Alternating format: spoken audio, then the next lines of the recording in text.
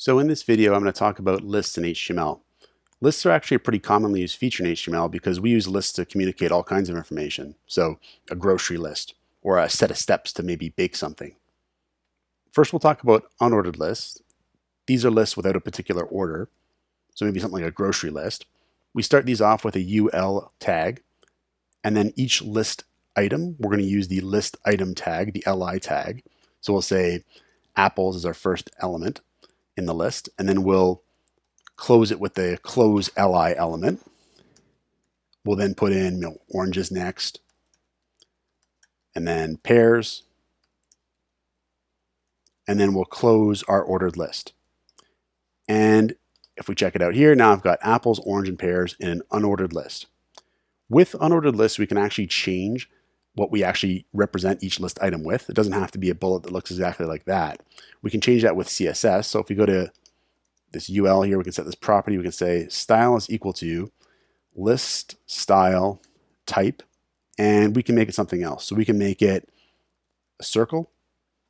And what that'll do is give us this sort of hollowed out circle there. We can change it to square. That'll give us a square. We can change it to none, and that'll actually make it blank, which you might want as well sometimes. And that's an unordered list there. Now, a lot of times a list has an order to it. So, if you've got a set of steps to bake a set of cookies or something like that, or if you got a set of steps for when you have to get up in the morning, that kind of information typically has an order. So you make an ordered list with the OL tag, and then each item in the list, we're again going to use the list item tag. So we'll say list item turn off alarm. Then we'll say list item get up off bed.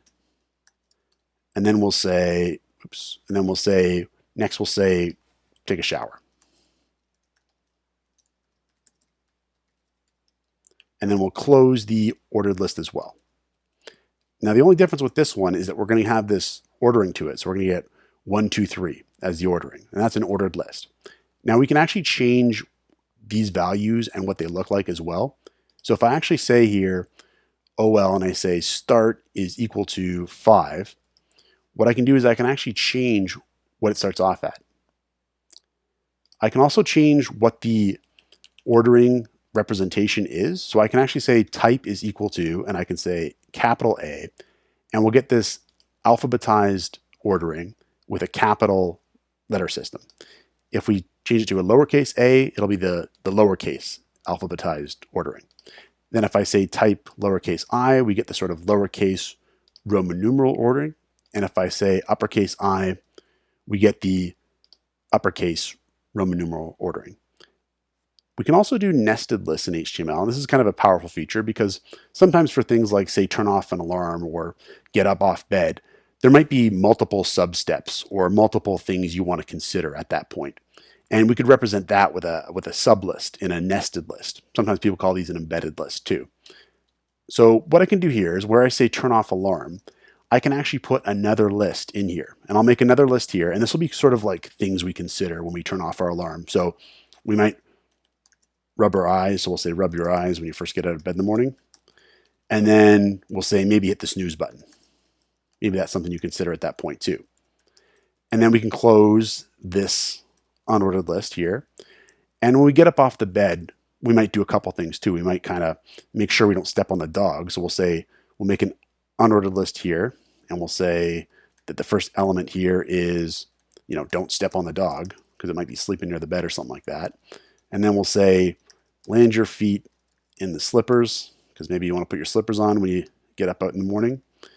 And if I refresh this, now we'll have this nice embedded nested list where this list here is a sub list essentially of this item here.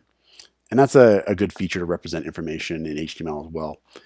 And then just one more thing I want to talk about. These are description lists. I don't see these as much, but they're interesting to know about. So description lists, they work with 3 elements. So the DL element is going to define that this is a description list. We got an open and close tag there. Then we're going to have each term we want to describe, and we're going to use the description term tag or the DT tag to do that. So we'll say DT and we'll say China. Then to describe this element, we can use the DD tag. So we'll say DD and then we can give a description. So we'll just say like located in Asia, and we'll close the DD tag. And then I can have another DT tag for something else I want to describe, and we'll say Mexico. And we'll do DD again for the description, and we'll say located in North America. And we'll close that. And if I refresh this, now I have a list where each item in the list also has an accompanying description.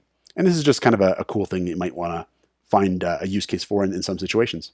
So that's lists in HTML. Check out portfoliocourses.com, where we'll help you build a portfolio that will impress employers.